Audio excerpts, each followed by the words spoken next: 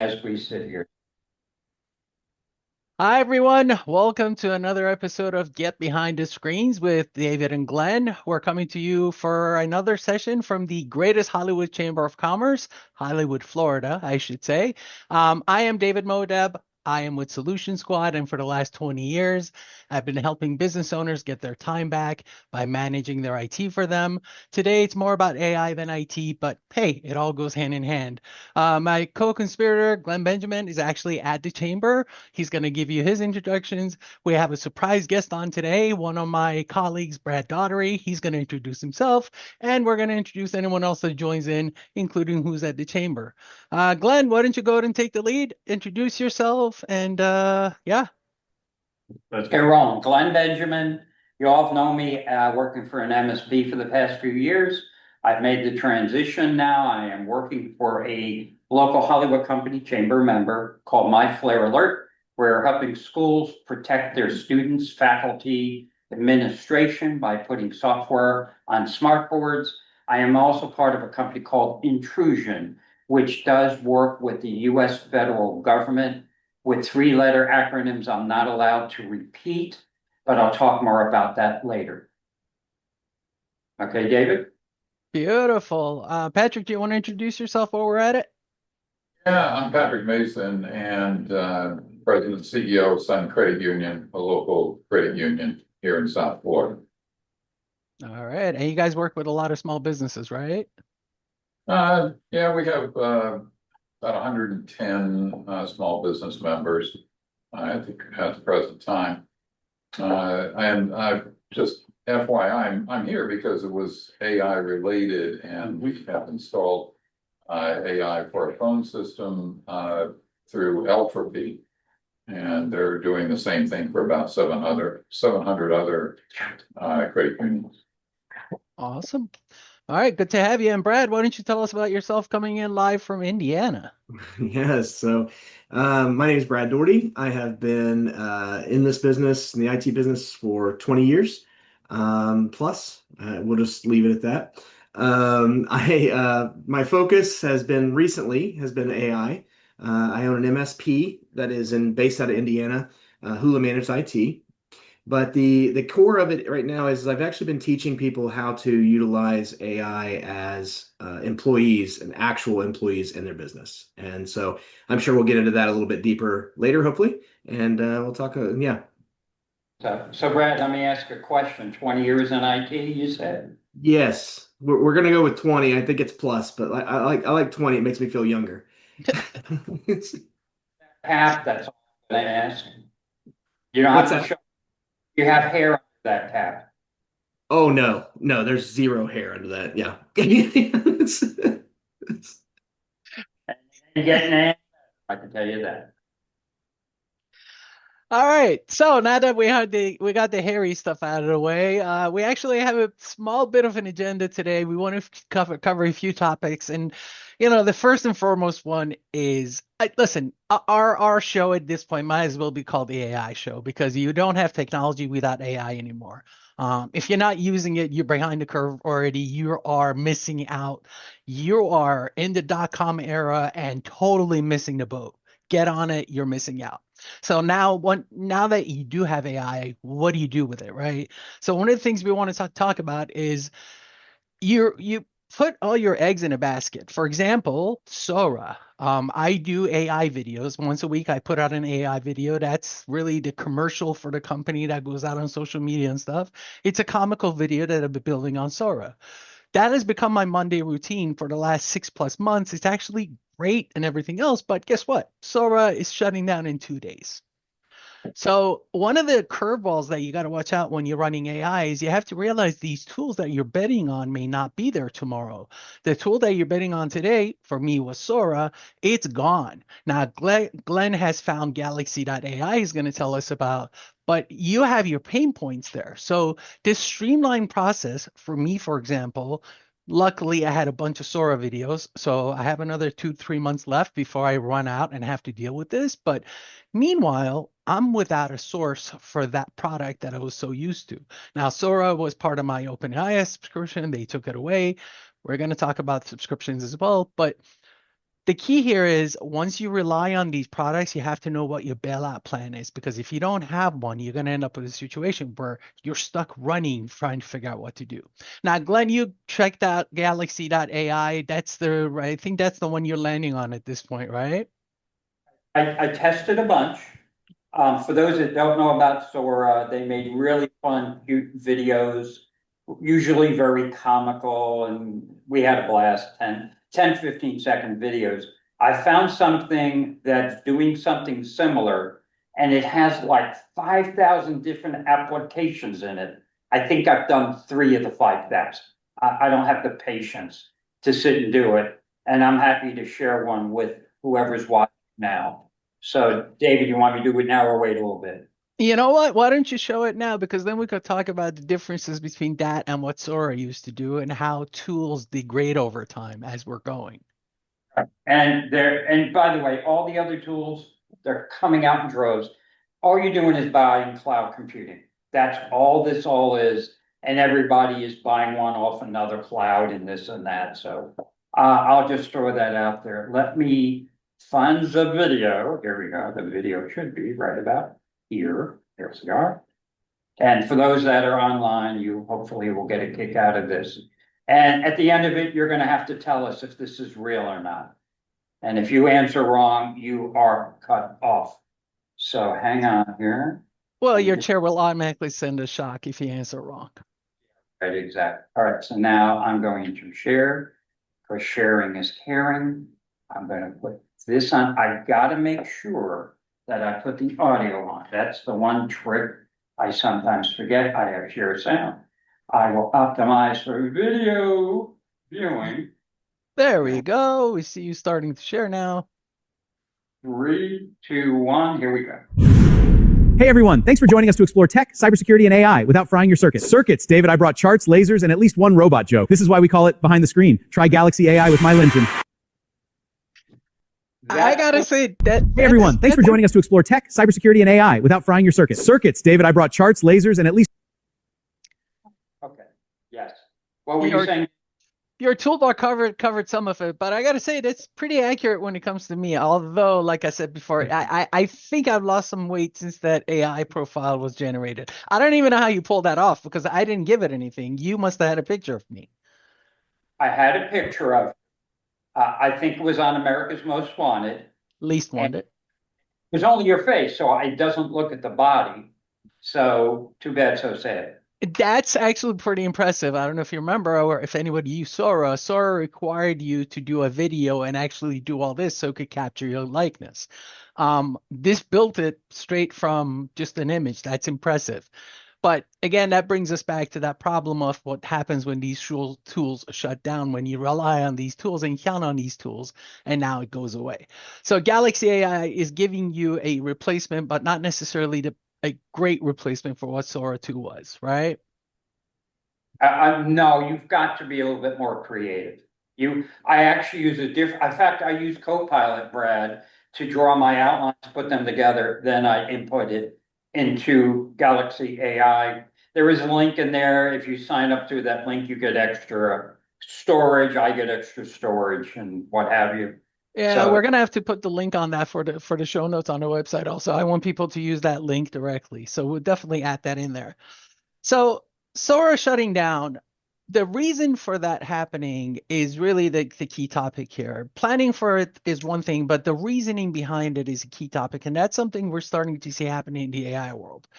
The plan was AI was going to take over everything, and it still is, and it was just going to become the next big thing, and it still is, and it was going to need all this computing power, and it still needs. So they were going to start building data centers for it. The problem is they don't have the infrastructure, the money, or the power to do it. So all those data center plans are going out the window right now. They're all on hold. So if you are OpenAI or Anthropic or any of these AI companies that need the hardware, which is in short supply, what do? Well, you only have so much that you could compute. Do you give it to video or do you give it to tasks that you're going to make money from?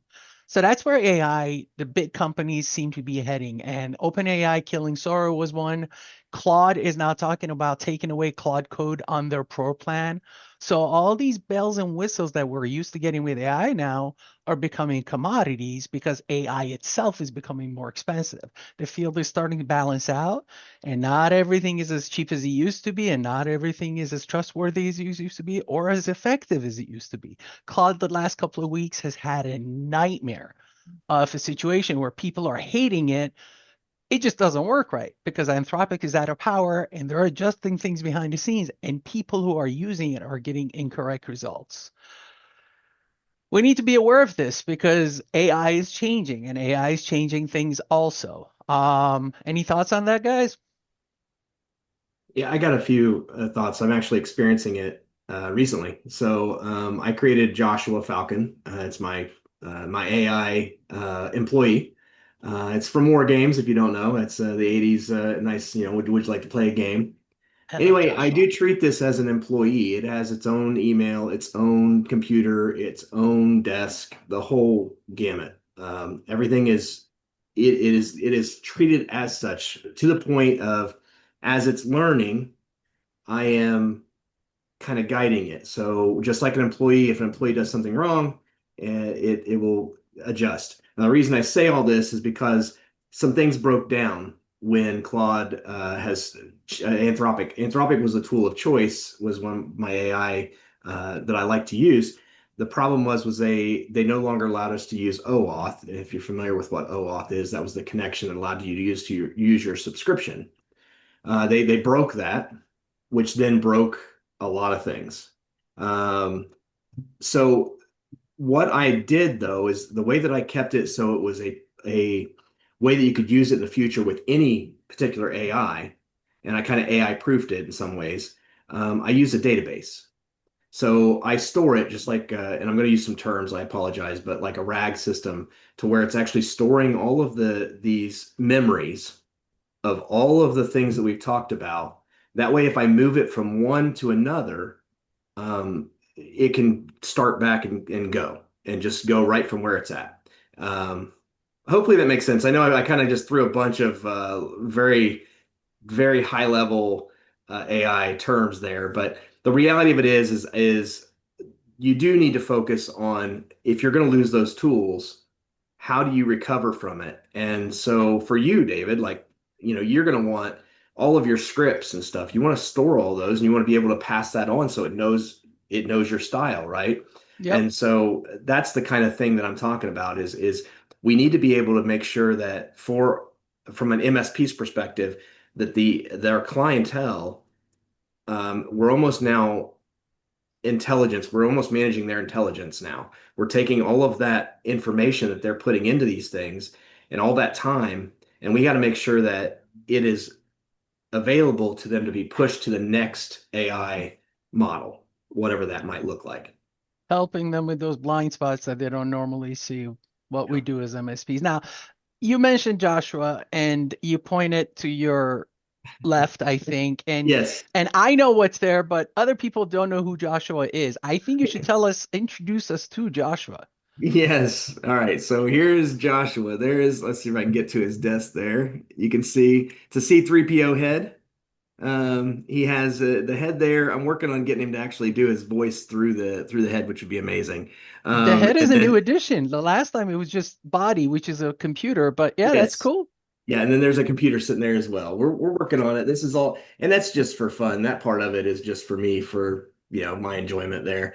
The geek that I am, it'll never leave. Um, but Joshua, he acts just like an employee. I mean, literally, he is treated as such, and my team talks to him. He works through tickets. He helps me with QBRs. He works through, and he does this stuff autonomously, so I'm not having to direct him, which is the part that is kind of the interesting part. He has his own personality, his own core, soul file.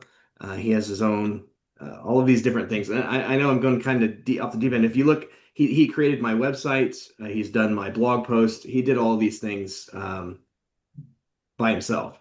And not only that is every night, I've actually asked him, I said, hey, make sure that you wow me every morning when I wake up.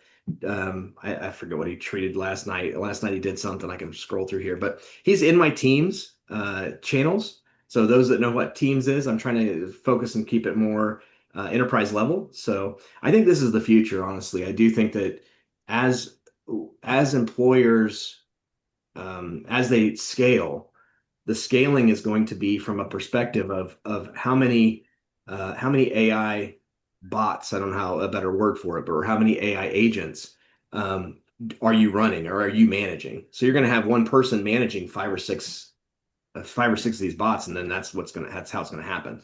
It looks like he created some landing pages for me, things like that. So that's what he did last night. So this Just morning, autonomously overnight. autonomously, yeah, he did some LinkedIn posts for me, things like that. Now, I know, Glenn, you got a question, but this bears mentioning. This is critical to mention for anyone listening or watching or whatever. Brad's doing all this, but securely. There's a key differentiator here. You don't just give AI access to your kingdom. You don't Yeah, do that. Brad has security engines in place to watch things. He has it segregated off. He has a security operations team that's actually monitoring that system. So if it misbehaves, they can shut it down. You don't just let AI run wild. You have checks and balances in place for it.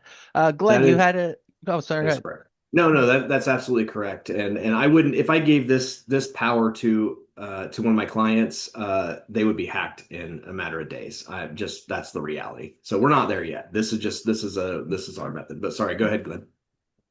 Looks like Joshua got up and is sitting behind you in the chair. That's the other crony we got here. He's learning. He's doing some things. Joshua went on TaskRabbit, outsourced his job to someone else. Now that person is there physically doing the work while Joshua sips coffee in his virtual world. That's what actually happened. All right. So, as we progress through all this, I want to. David, I want to put a pause. I've got a CEO sitting here with a almost 70-year-old credit union, and I would like to hear your thought. Is it so? Well, number one, when Joshua starts to try to unionize, that's when you shut him off. That is correct. That is correct. You want to get close? I don't know whether you can hear me. The microphone is really up there in the projector, but Okay. Well, anyway, yeah. yeah. I mean, what we've done is just taken a first step, whereas some other financial institutions are that are much larger than us, can devote more money toward their IT staff, and we have no IT staff. We hire from the outside.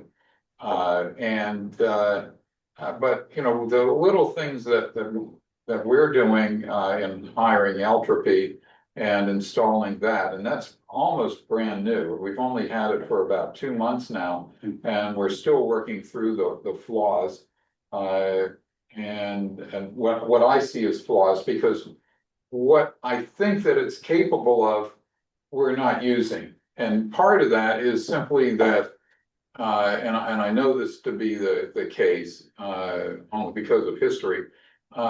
My members are influencing my staff, not that they should not, to some degree, but they want to talk to people. I agree that they should be. Unfortunately, they are asking the same questions to my people that could be answered rapidly, 24 hours, 24 hours a day, 7 days a week by my AI system. But no, they want to talk to a person. And so, in fact, just yesterday and today, we're talking about, do we now charge our members for getting to a person? Some credit unions and banks, I know one local credit union that tried that, and it did not succeed. And that's a former credit union. Really? Wow, I could see that. Wasn't just that, but it was other things. It was other big things. big bad investment, bad loan, one big bad loan in one case. And so I'm at a point where how do I break my members to do what is right? I mean, it's some of education, so all they have to do is say, I need my balance. And Change my password. right, Basic, simple, one click, it's done. exactly. Right. Fear of adoption. Sorry? He said fear of adoption. Yeah. No, yeah, people are scared to adapt. They're scared. They don't know. They don't like the AI. They don't like the automation. So they're fearful of it. The more they use it, the better it gets over time. They're going to adopt it more. But for now, I mean, you hear anything from the guy at the McDonald's drive-through having trouble with AI, or I myself, my AT&T glitch last night, I had to talk to AI. I don't want to talk to AI when my internet's down. I want a live person who understands what I'm talking about. I'm sorry, I'm Mr. AI. And at that point, I wanted a live person. So it takes time for people to adapt. And you guys are at the forefront of it by changing your phone system. But a key thing you said is you're still letting people get to a human being, correct? Easily.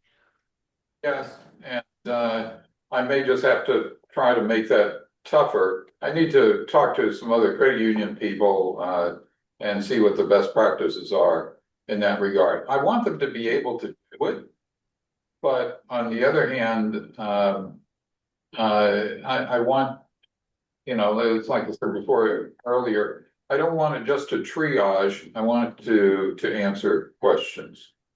It's like I was where I forget where I traveled a month or so ago. And if you use your app, no problem. If you want us to print a boarding pass, I'm charging you $5. I look at it and go, really? But they're trying to force us to automate. Sure. And after I thought for a second, okay, it makes sense. But I have it on my app right here on my phone, so why do I even need to? That's what they're trying to say. That wasn't Spirit, and that's why they're going out of business. Problem. There was a You see that, Glenn, that rubs me the wrong way. I'm sorry. If a vendor does that to me, I'm sorry. That is a degrading experience for me to have to pay extra for what is standard. That credit union did, right? Paying extra to talk to a human being should not be extra. So I have an opinion about this. So one of the things that you described is something this is not something that's uncommon. This is something that we've dealt with for years. And the thing is, though, is these are all tools. And what you need to do is provide these as tools and show the value in those when you're bringing in members. So as you get new members, the younger members are going to be they're going to be absolutely, yes, I want to do that. I want to bang. I want to go there. I was about to use the B word for credit union. But they want to go there and give them their money, right? Because they have the tool available, whether they use it or not. Now, so the thing is you're treating it as a, like you said, you don't want to triage it and you don't want all that stuff just to be the calls. Still leave the ability to get a hold of somebody, but I will tell you, you will see adoption faster, in my opinion, just by implementing the tool and teaching people that the tool's available. It's no different than when I took a picture and of my check for the first time or whatever to deposit it or whatever it is, like whatever tool you have in your arsenal.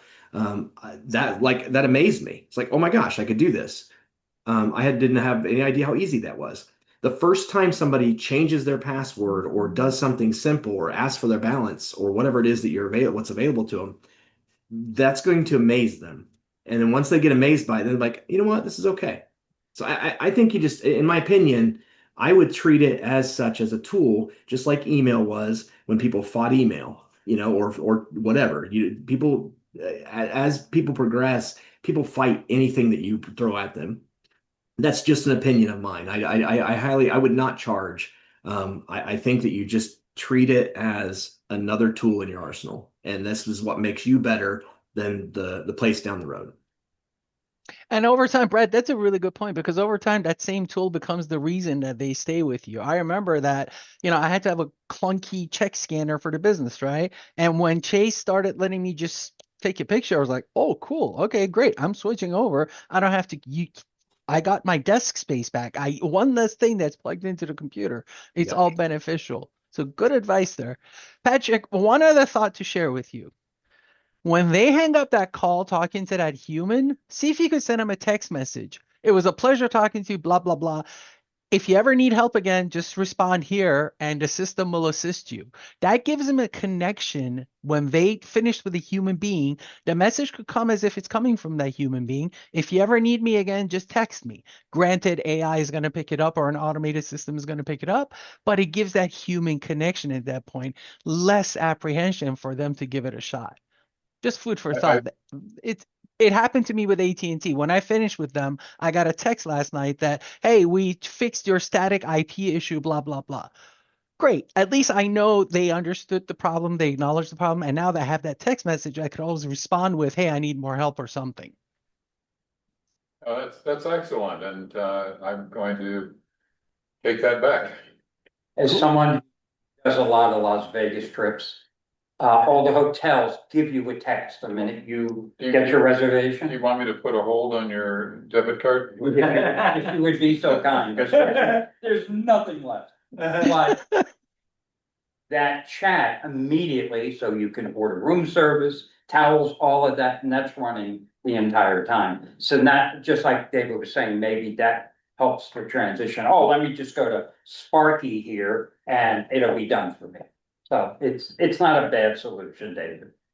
There's a flip side to it that you got to be cautious with, and don't overdo it. My kid's school, every 5 minutes there's another text message. Oh, we got to open lunches now. Oh, we're doing this. And it's like, guys, listen, this was meant to be for alerts, not to, hey, how do you feel about your school enjoyment today? Like, leave me alone.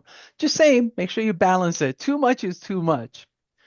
All right, so I see we have a dignitary that's joined us and hasn't introduced himself as the greatest leader of the greatest Hollywood Chamber of Commerce. So, Mike, tell us who you are.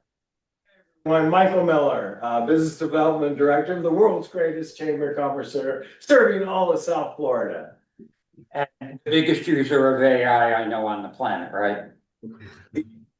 I don't much. I should use it more, but I do use it. Yes. Good. Well, a lot of our conversation. Kind of more and more. Yeah. I just don't want to get. You don't want to replace yourself. I know. Well, you know what? I think it can really take some of your personality away. Like if you chat GPT everything, eventually it's not Michael Miller anymore. I would like to start using Grok. I use Grok. I use Grok. Grok, Claude, I try a lot of. Yeah. Yeah, I've tried Google's Chat GPT and. Yeah, I use a service that has 58 different LLMs in it. And when it doesn't do something right, I chastise it. I'm going to switch to Meta now because you can't get this right. Oh, no, we'll fix it for you, Glenn. And 2 minutes later, it's you threaten it. It has this human element, the one I'm using, and it won't let me go. No, that's scary. That is. And I tell it and keep doing this wrong. I'm going to try something else, and it fixes it. Just like a child. But I do The use jealousy trick always works. Works. I do it. Yes. So Well, anyhow. let me just ask a question, and this is maybe off the subject to an extent, but is there a way of, other than being a large company, a Google or an Alphabet or whoever, and have a proprietary, I guess, somewhat controlled AI system? Mhm. Could a small enterprise have that so that we could actually have it as our to answer questions, Mhm. but that they would be secure? The answer is yes. And it would be on-prem where you own it, you wrap your arms around it, you get one of these guys to put locks on everything. Yes, you could do your own. You don't. Brad, you have that set up, right? Yeah, absolutely. So ours operates right in our Teams environment, which is already automatically is secured in it within itself. I'm actually working on some chat conversations, like a chat bot for your website, like you were talking about, or something like that. And that way, when you do that, you can use a like a tunnel of some sort. There's what are some of them out there? There's a scale. What is I can't remember the name. Cloudflare, Yeah, Cloudflare, Cloudflare. Tailwinds. There's all kinds of ways to secure that. This is going to be the move that myself and David end up taking later as we're moving through our as an MSP to help individuals like yourself. If you've not, honestly, and this is not a pitch for David at all, but I mean he's in your neck of the woods. He does know what he's talking about on the security side. So if you have questions on that, he definitely can handle that for sure. So, I but I would appreciate that. highly recommend utilizing somebody like that. You definitely know the AI side of it more. Patrick, the biggest thing, the answer to your question is absolutely yes, and it's called a localized LLM, localized large language model. So you set up your own computer, you set up the brain locally, local within your company, right?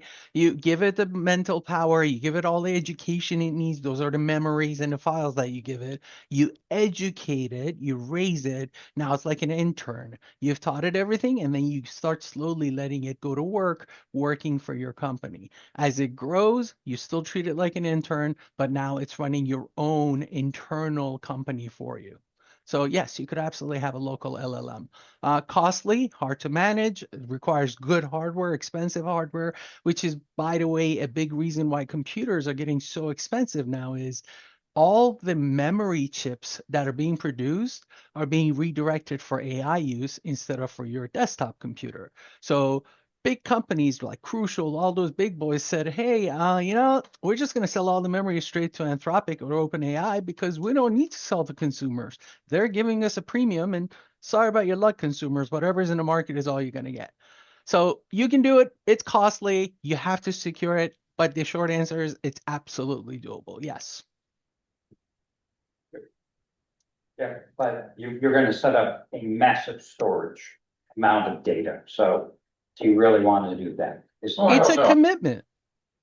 Yeah, no, it can be done. And there are companies that don't want anything floating out on the cloud. I work for a company called Intrusion that blocks this stuff down. So that's something that you're going to need to talk to somebody and do it that way. It's not cloud is the simplest way. It just seems to me that over a period of time, it would be beneficial, cost beneficial. Yeah, there is a break even somewhere. Yeah. And we have to sit with you and figure that part out.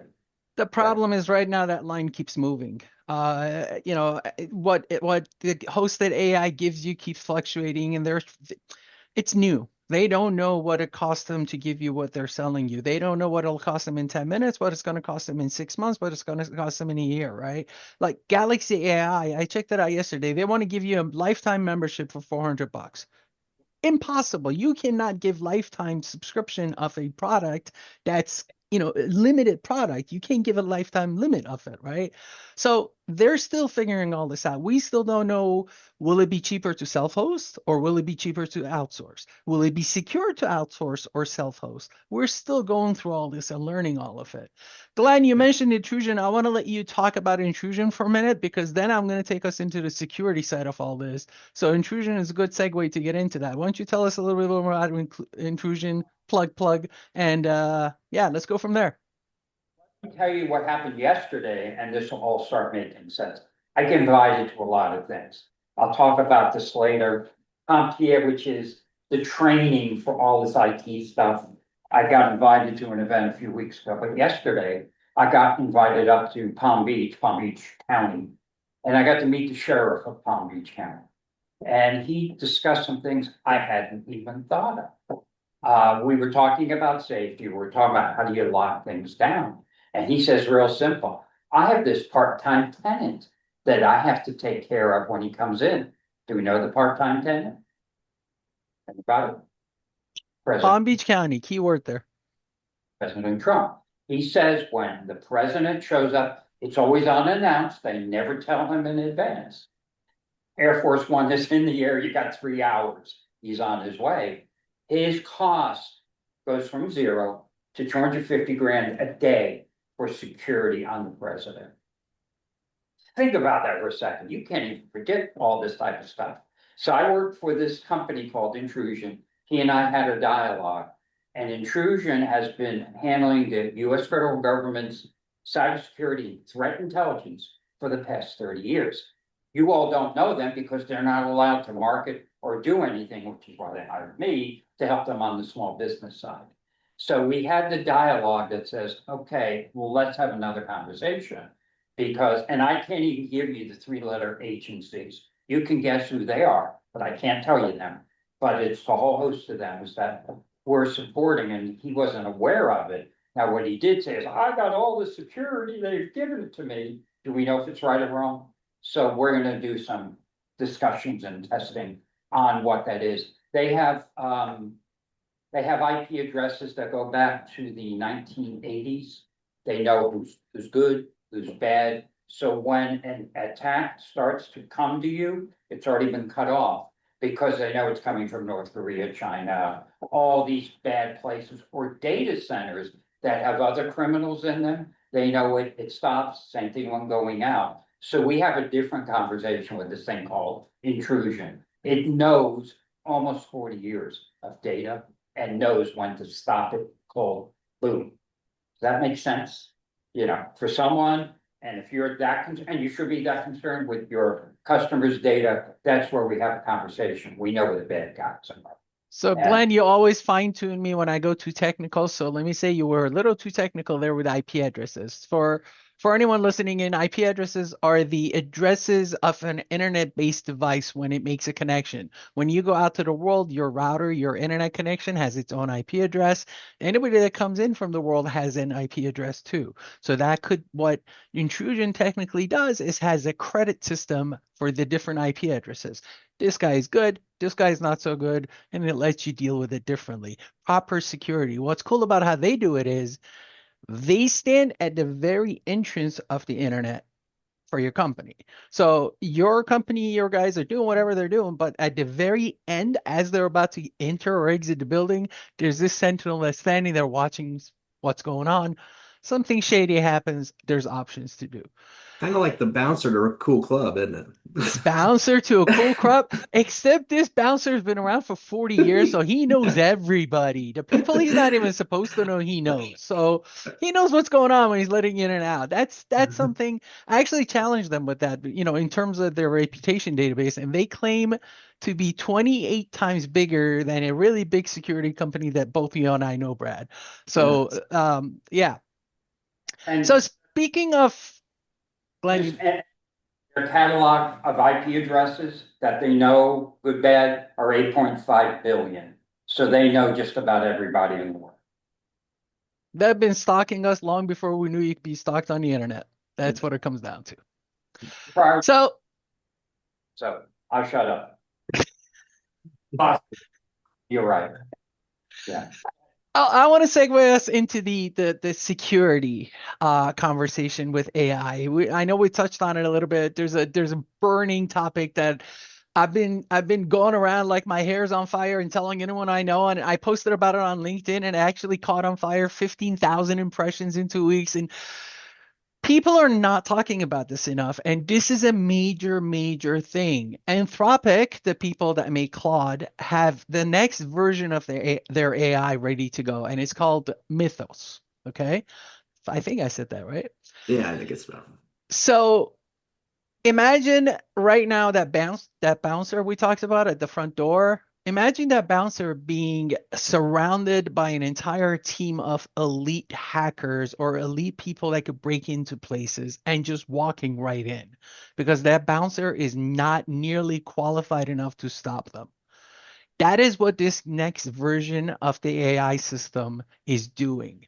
It is so powerful that Anthropic actually stopped releasing it, had meetings with the White House and all the top execs and all the banks and everything to tell them this is coming and to let the banks and everyone else prepare before it goes out in public and the bad guys have access to it. So, for example, Firefox, which makes software, the browsing software that a lot of people use, they got access to it. They were about to release their latest version of their software. They gave it access. It found 270 flaws in there that the bad guys could have utilized to hack people with. It is extremely powerful. And once it hits the market, as we say, once the bad guys, just like the good guys, have access to it, the entire dynamic of what is known as cybersecurity today goes out the window. There's not stopping this anymore. If you have flaws, it's going to come right out. So, as business owners, if you haven't started ramping up your cybersecurity measures, you're, again, just like if you haven't done AI, your response to AI is also behind schedule. Because once this guy hits, it's wild, wild west. It's going to find flaws. It found a 27-year-old flaw in the Linux operating system without anyone asking it. Like they let it out and it just said, hey, by the way, guys, you know, there's this and there's this and there's this and there's, all these things are broken. Go to Brad. Well, no, which from an IT perspective is insanely scary. Countless people have looked at that code and tried to imagine 27 years of nerds trying to break something and they haven't. And this thing just on its own, without even asking it, is like, hey, look at what I could do. Bing, I found this problem. Yeah. There's a huge correction coming. And I don't want to be the guy who scares people or, you know, oh, aliens are coming for us, chicken run, whatever, but it's coming. And if you're not prepared for what happens once it comes, I'm not saying go hide. I'm not saying unplug everything. I always say this, don't over panic, but you got to be prepared, because if you're not prepared when it hits you, you cannot respond to it fast enough. I'll give you an example on what preparedness means. Brad, I don't know if you were in the group this week. I don't know if you heard this, but I had a user get phished last week. What does that mean? A user that is in our protected system got an email from one of their partner companies' CEOs. They work back and forth with this company all day. The CEO sent an email. It's a trusted vendor. It got right through everything. She clicked on the email, took him to that partner's website, their Microsoft site. Again, fully trustworthy.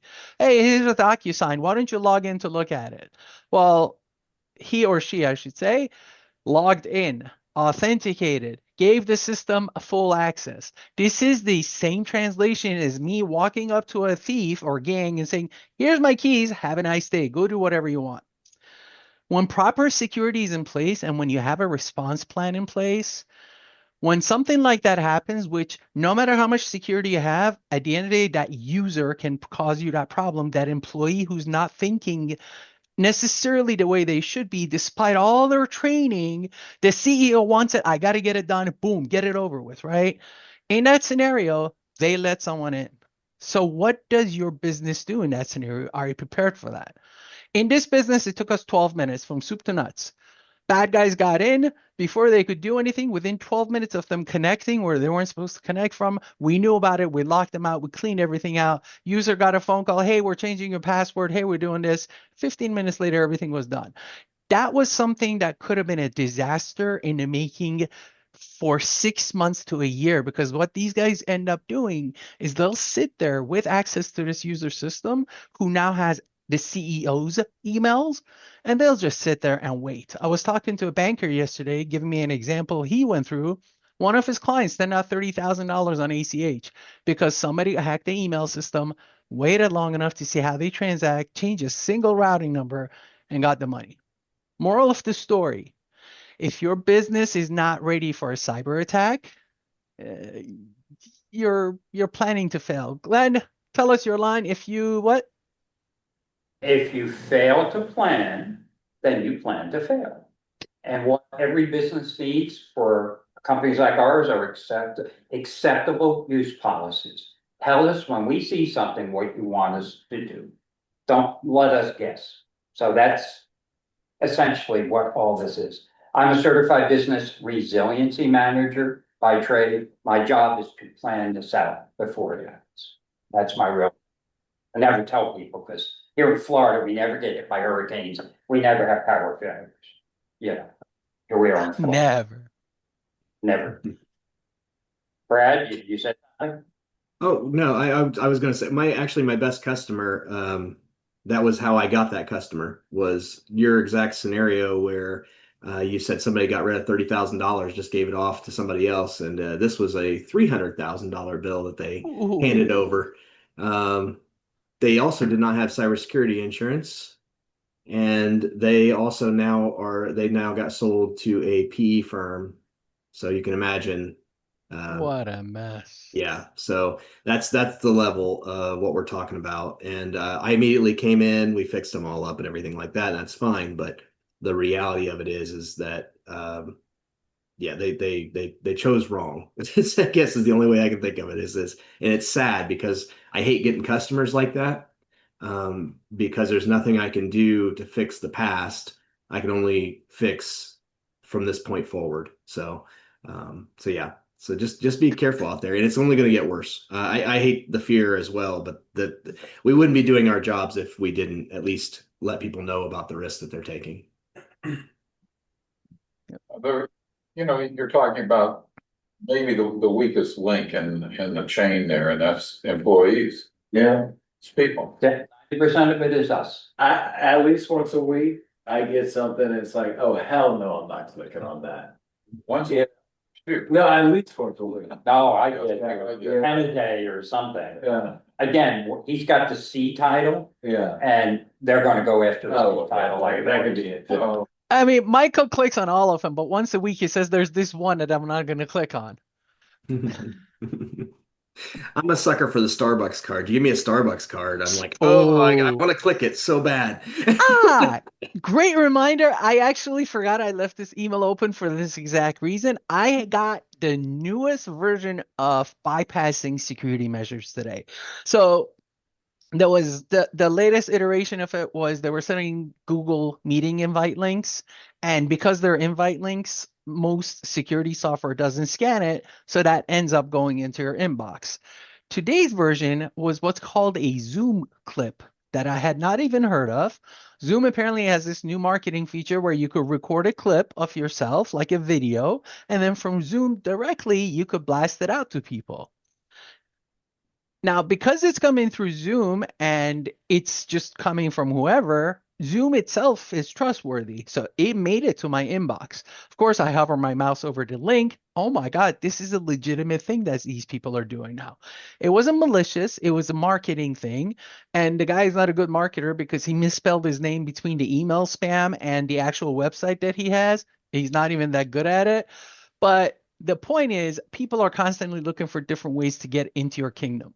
You have to be aware, you have to be careful, you have to be cognizant of what you're clicking on, and you have to make sure your team, your users know. Working with someone like Brad and I, we're available to your staff 24/7, 365. When that's the case, they're not apprehensive about asking, hey, is this a bad email or not? Because when you're asking that as an employee, kind of feels silly, right? It's degrading to go ask another person, am I smart enough to decipher this or not? But when you have that relationship with your IT provider that you work hand in hand, they're part of your team, they're your buddy, they're your team's buddy, they are on a first name basis. They know families because that's how it should be. That security risk, that issue of the user being the problem goes out the window. When I saw the incident happen, and I have a SOC that works behind the scenes. We have an entire security operations team that does everything behind the scenes, right? I'm the face of it. Reached out to the user. Hey, you got hacked. What? It's okay. Don't worry. We took care of everything. This is what happened. Did you click on this email? Yes, I did. Oh, yeah, that was phishing. You shouldn't have done this, blah, blah. It went from a absolute disaster of an experience for this person being degraded. Hey, you did this. You clicked on an email. How silly of you. How could you not know? You get trained every single week on this. I see the reports. This person clicks on emails. So you're going through all this. How could you? It went from that to, oh my God, David, thank you so much. That was such a seamless thing. The fear goes out. And once they don't have fear of IT help, they actually go to you to ask you the questions. And that's when things get smoother.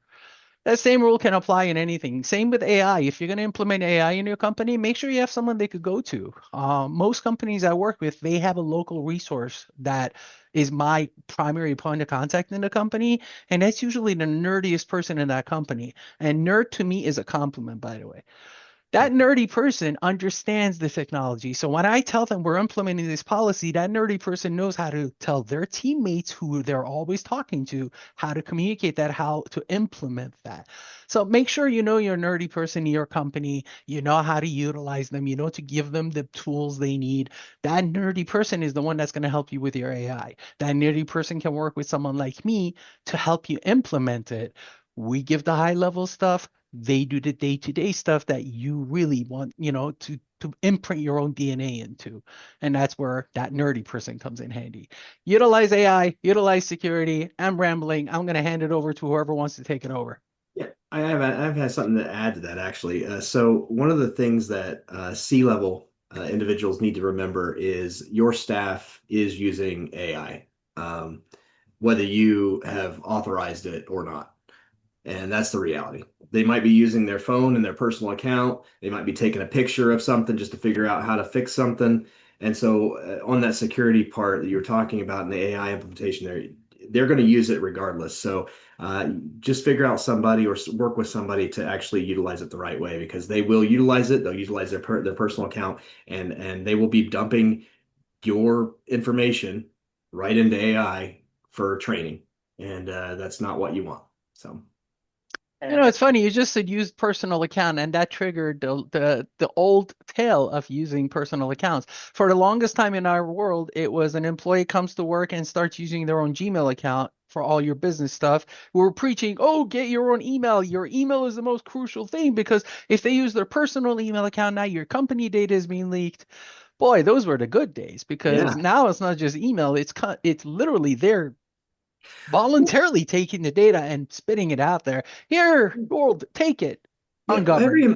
every employee wants to do a good job. And sometimes to a good job means to get that file out as quickly as possible. They're doing what they're supposed to do. They just don't have the tools. So they're going and getting the tools. And so I mean they're just trying to do a good job, but they don't even realize the damage they could be causing. And that goes back to what I said earlier, AUP, acceptable use policies. Have them posted, have them in their documents and review it with pen testing, penetration testing, all these things. Don't trust they're going to remember this. Yeah, Because we have policies like this and they Mhm. have to sign off on them. Yep. We have training on them before they sign on. Right. And we also,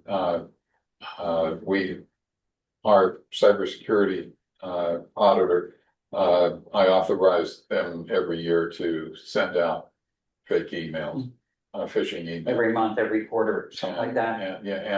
And they so far over the last probably 5-6 years that we've done this, so far they haven't opened.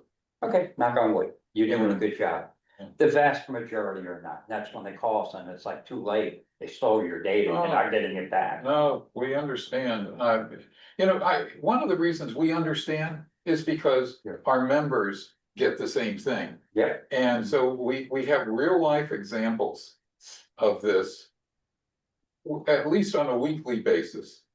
And it's from the 20-something to the 70-something.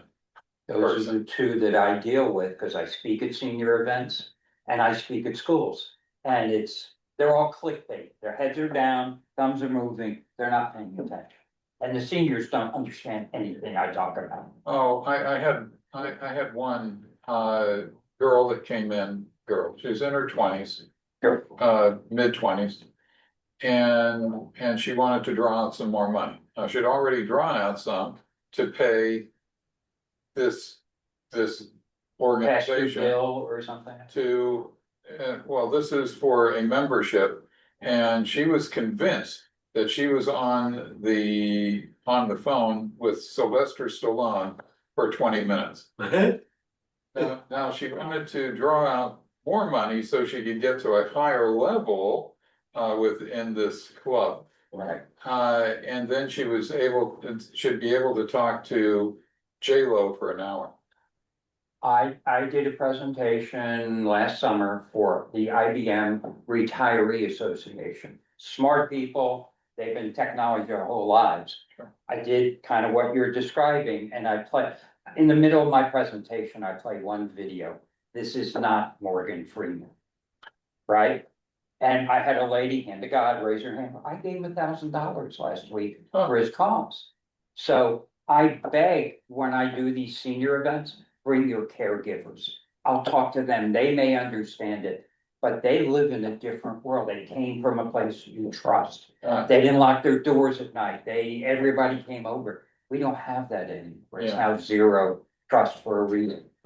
Yes, I had another individual that was an employee, retired employee of a local police department. And she was in for some more money. And she kept telling me for 15 minutes, she says, and you don't want to know what I've already sent them. And 15 minutes later, I got out of her, there was 10 grand. And she wanted more because in this case, it was supposedly to a federal investigator. And he did send her a picture of on her phone of his badge. Well, so I said, here, hand me the phone, please. So I looked at it, and indeed, it was a federal ID or something. it was a federal badge. Yeah. But it probably picked it up at an antique store. And in the middle, little letters, it said, U.S. Department of Agriculture. Ha! Ha! I was waiting for you to say it was AI generated, but that's... This is... So we deal with this every day. We're all part of the solution. It's education, awareness. We try. That's all Glen, we do. is it me or does this topic keep coming up every single session we do? The same exact one keeps coming up. It's becoming a theme that this keeps happening. Mike, I'm sorry, I didn't mean to interrupt you. No, it's just curious. I know we're talking about companies and everything else, which it's in this day and age, it's mandatory if you're smart. Yeah. I get 99% more scams on my text messages on my cell phones. What can you do about that? Can't do a thing on that. I subscribe to something, it doesn't work. It really doesn't. They can get it. They're scamming me for trying to scam me for this, trying to scam me for that. Oh yeah, I just delete. There's some tips, Mike. The first one is never answer. The second one is never respond. No, I'm serious. I don't. Yeah. There's no way to figure it out. Yeah. No, so here's the thing. I never answer calls I don't recognize anymore. I'm sorry. If I know you, you're on my Rolodex. If not, you're going to leave a voicemail and I'm going to see that voicemail and get back to you. My voicemail also says, don't even bother leaving a voicemail. Just send me a message. It's 2026. What are you doing with voicemail? So step one, don't answer unrecognized calls. Step two, don't ever answer and go, hello. Because the second you do that, that bot that's calling you right now verifies that you exist. So now your number goes into the next database is verified and you start getting more and more. Pick up the phone if you really, really have the urge, mute the phone and see if somebody says something. If there's a human there, within a few seconds, they'll be like, hello. If not, you'll go through about 12 seconds of silence and the call will drop. You just killed a bot. One thing you missed there, David, they want they can record you and try to clone your voice. Yeah, don't forget. If you even say hello, you have half a chance of imitating. You're right. I don't know, Michael. I think you were in that training session I did with the cyber stuff for the leads group. One of the first things I did was play the voice, Ebony's voice. Ebony calling me. Ebony works for the chamber, and I had her record a quick snippet for me so I could clone her voice. And for the demonstration I did, I had her calling me, asking for some urgent help with a financial issue. It wasn't her. It was the recording was there. So yeah, Glenn, you're absolutely right. They do want to get your recording as well. Sora that's recording us for like 15, 20 seconds. I know it's not around, but that voice is somewhere on the internet. We've already put ourselves out there. That's why they giving it away for free to get our voice. Don't kid yourself. This is a fact. I cannot refute. Fact is, you got to be cautious. Fact is, you can't trust your eyes anymore. You have to have common sense and apply common sense. For the next one, you were late. What did we miss, Pat? I appreciate listening to this. That's why I came over. Mm-hmm. And, Hi, Ebony, you can come in and say hello. Yeah, she heard her name, she came walking over to, yes, yeah, I'm sorry. go yeah, ahead. you can hear it in recordings too. Yeah, you can watch it all. But yeah, you can do. But, no, I really appreciate, Okay. you know, just listening to this. Mhm. It's newer to me than certainly it is to you guys. And you know, we're just still going through the throes of implementation on just one thing. Yeah, You know, I'm thinking ahead, how can we use AI to assist, I'm not saying replace, to assist some of my accounting people. That's probably going to be the next step. that's a very real discussion. Yeah, their role may change. We're not trying to get rid of people, but their role may change Yeah. in 3, 5, 10 years, but Well, I can't yeah, tell you. I mean, and as our regulations even grow, you know, is there a possibility that this could be our compliance officer? And I have a very good compliance officer. I don't want to let her go. She's excellent. But you know, things like that you know, we all have to, that we should be considering. Because if we're not considering it, we're going to be left out. Right. Or your competitors will probably consider. Yeah, and they have resources that I don't. I used to, what, around 70 years almost, or This is 46. 46? Okay, I thought it was on, sorry. Yeah, so this is really our 80th. Okay. Okay, So you Daughtry. guys are just getting started. All right, good to know. Michael, what did we miss? Nothing, hey, it's what did I miss the first half hour? That's- We're here all the time. I know. Yeah, Well, we- Michael, happens to be this is recorded. Good news for you. You get to watch it after the fact. And you know what? We're gonna ask you to give us some notes on what you thought of the portion you missed. I know. Yeah. Someone edit that one part out of me saying that. All right, guys, we're coming up at the end of the hour, and if anyone else has got anything, now is the time to say it. Otherwise, we could start wrapping up. Brad, anything on your end? No, I mean, I think that everybody, it's good to see people interested in staying top of AI and really moving forward and seeing, like, you have to remember anybody that's sitting in this room right now, they are at the top of their game right now. Even, you know, the C-levels, the ones that are constantly considering these things. It's not perfect. Neither are your employees. And so that's why I always say, treat it like your employee. If it's doing bad things, correct it.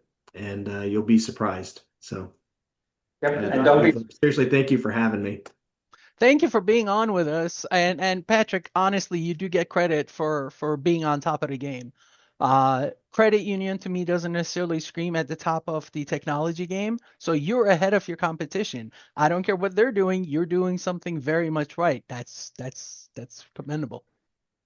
My grandson, when he was about 17, he would say, "You don't know anything about technology." I said, "Are you kidding?" I said, "We work with technology all the time." And well, you don't know this. You don't know. Like, that's all right. I got people that know it, that I trust. Exactly. That's, yeah. I have an 18-year-old granddaughter, so it's kind of like, she doesn't care about the least of this stuff. Doesn't matter to her, but she can click and do things and she's happy. Put her head down. Yeah. My own son is the same way. Doesn't like technology like I do, but he's got his own passion. He's got photography and all the other stuff he's doing. Much, David, Brad, Yeah. and Glenn, Definitely. Brad, you know, you lost a quarterback in Indiana last night, and they're from just down the road from us. Yeah. And, Yeah. All good. Hey, Glenn, you got any last parting words? Oh, be safe out there. If you're not sure, ask. Yeah. Hell, you can ask AI. I don't have a problem with that. And if you're not sure, don't click. If you're If you ask AI and the answer doesn't make sense, please reach out to a professional like Brad, I, or Glenn. Let us help you out. On that note, we're gonna end the recording here. Thank you everyone for tuning in, for listening in. If you missed it, you can catch this on getbehindthescreens.com. That way you could be bored to death over and over again. It's not just a one-time thing. And we'll see you at our next session. Thank you so much.